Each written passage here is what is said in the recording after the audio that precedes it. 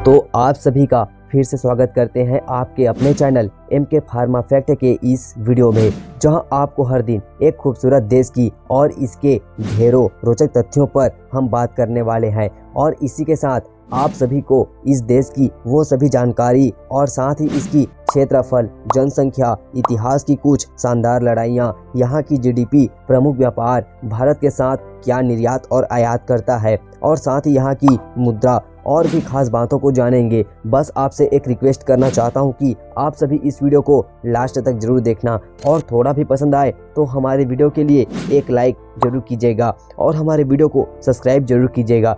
तो हम बात कर रहे हैं वही देश की जो आप सोच रहे हो दोस्तों, वो कंट्री है हंगरी की। तो चलिए सीधे हम निकलते हैं हंगरी कंट्री की एक शानदार ट्रिप पर। तो हंगरी मध्य यूरोप में एक भूमि से घिरा हुआ सुंदर प्राकृतिक देश है, जहां यह देश की क्षेत्रफल 93,028 वर्ग किलोमीटर की है। इस क्षेत्रफल के हिसाब से एक छोटा देश तो है, पर कितनी अमीर देश है यह इसकी GDP को देखने से पता चलेगा। तो हम जानेंगे, उससे पहले जान लेते हैं इसके छोटे छोटे कुछ तथ्यों को। तो सबसे पहले हम जानते हैं इसकी राजधानी को। दोस्तों, इसकी राजधानी बुडापेस्ट है और इस देश की भाषा को हंगेरियन कहा जाता है, जहां की अधिकांश जनसंख्या इस भाषा को बोलते हैं। इस देश में मुद्रा HUF मतलब यह फोरिंट है और यह मुद्रा भारतीय रुपयों से कम है या ज्यादा तो 4 फोरिंट बराबर 1 रुपए भारतीय रुपयों में होता है, यानी भारत का 1 लाख इस देश पर आपको 4 लाख के बराबर बनेंगे। अब हम बात करते हैं हंगरी देश की सीमावर्ती देशों को। तो इससे 7 देश जुड़ा है, जिसमें Austria, Slovakia, Ukraine, Romania, Serbia, Slovenia और 7वां क्रोएशिया, ये सभी देश है। यह पर्यटन के केंद्र में एक लोकप्रिय देश है और यह देश अपने व्यापार को कई सारे देशों में फैलाया हुआ है। यह हंगरी पहले रोमन साम्राज्य का हिस्सा हुआ करता था, जहां धीरे धीरे इसका अंत होने लगा। तब हूण देश के लोगों ने इस देश को हंगरी नाम दिया। वैसे तो यह यूरोपीय देश सबसे पुराने देशों में एक, यानी बहुत पहले से इसका जन्म हो चुका है।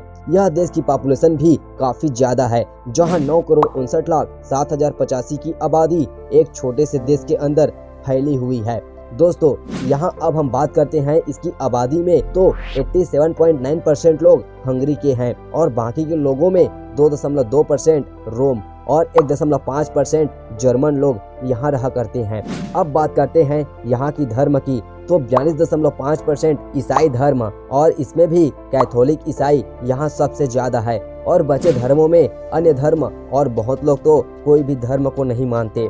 अब हम बात करते हैं इसकी GDP की। तो यहाँ की कुल GDP 421.683 बिलियन डॉलर की है, जहाँ छोटे देश होने के बावजूद GDP भी काफी ज्यादा है। और यह कैसे जनरेट करता है तो आगे हम जानेंगे। दोस्तों, विश्व युद्ध की बात करते हैं। तो द्वितीय विश्व युद्ध के बाद साम्यवादी शासन काफी ज्यादा चलने लगा, जहां 1930 के दशक के अंत में इस देश पर 18 बिलियन डॉलर का कर्ज था, जो उस समय की स्थिति पर काफी बेकार थी, जहां अब धीरे धीरे सुधरने लगी। दोस्तों, यह देश हंगरी भी 1999 में नाटो और साल 2004 में यूरोपीय देशों में शामिल हो गया। यह हंगरी देश नोबेल पुरस्कार विजेताओं का घर भी कहा जाता है। यहाँ छोटे देश होने के बावजूद 15 नोबेल पुरस्कार इस देश ने जीता है। और सबसे अजीब बात तो यह है कि यहाँ जिसने नोबेल पुरस्कार जीता है वो इस देश को छोड़ चुके हैं। दोस्तों, यह देश में भी शिक्षा अपनी चरम सीमा पर है। यहाँ 5% देशों की सरकार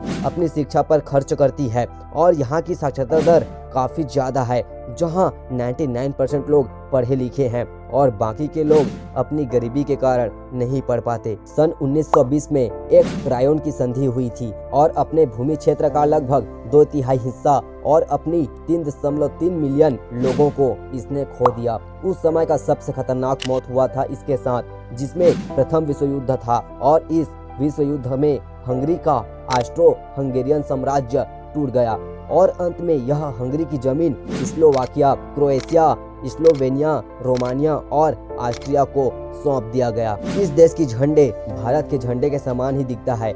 इसमें अशोक चक्र नहीं है, पर यहाँ के झंडे का कलर भी इससे मिलता जुलता ही है, जहाँ ऊपर लाल रंग, बीच में सफेद रंग और नीचे हरे रंग मौजूद है।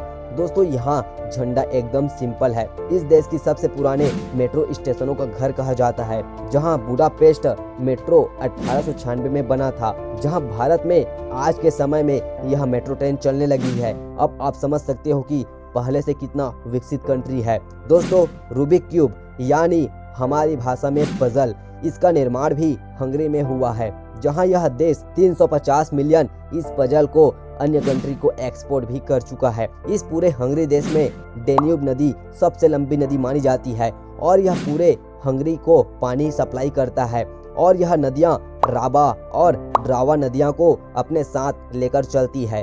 हंगरी देश के पर्वत भी काफी ज्यादा भागों में फैले हुए हैं।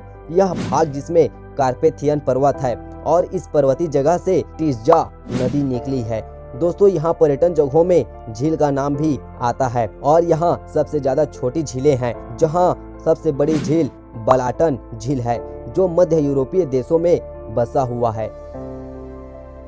यहाँ की जलवायु भी काफी बदलती रहती है। इसमें हंगरी में मध्यम शुष्क महाद्वीपीय जलवायु है, जहाँ का औसत वार्षिक तापमान लगभग 50 डिग्री फ़ारेनहाइट यानी 10 डिग्री सेल्सियस मिनिमम और अधिकतम तापमान 40 से ऊपर तापमान पहुँच जाता है।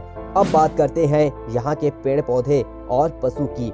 तो हंगरी की प्राकृतिक वनस्पति को बड़े पैमाने पर नष्ट कर दिया गया और जहां आधी भूमि पर खेती की जाती है, यहां घास का मैदान और उबड़ खाबड़ चारागाह के साथ ही घने जंगल और वुडलैंड शामिल है। दोस्तों इस देश के घने जंगलों में हिरण और जंगली सुअर सबसे ज्यादा घूमते हैं। यहाँ भी कुछ क्षेत्रों में जल प्रदूषण और वायु प्रदूषण भी होता है। अब हम बात करते हैं हंगरी की। तो हंगरी प्राचीन शराब देश में गिना जाता है। यूरोप के शासकों और यहाँ के अमीर लोगों को हंगरी के शराब सबसे ज्यादा पसंद है। 22 जगह सबसे ज्यादा शराब उत्पादन किए जाते हैं और यहाँ शराब के कई वैरायटी आपको देखने को मिलेंगे। इस हंगरी देश में स्की रिजॉर्ट का घर भी इसको कहा जाता है। यहाँ काफी ज्यादा बर्फबारी भी होती है, खासकर उत्तरी भूमियों में, जहाँ देश के लगभग 35 किलोमीटर की ढलान वाले 15 स्की रिजॉर्ट हैं, जिसमें अगर गलती से फिसले तो क्या होगा ये उसी टाइम पता चलेगा।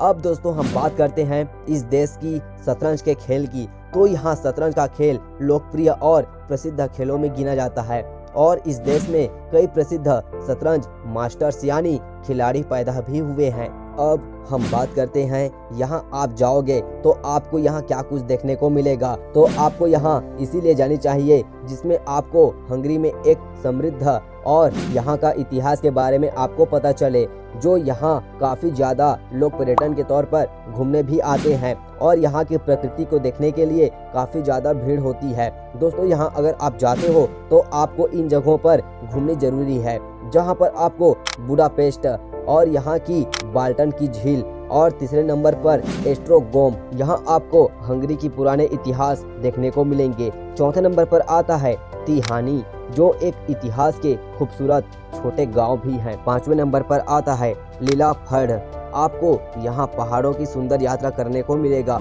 जो एक बर्फीली पहाड़ है।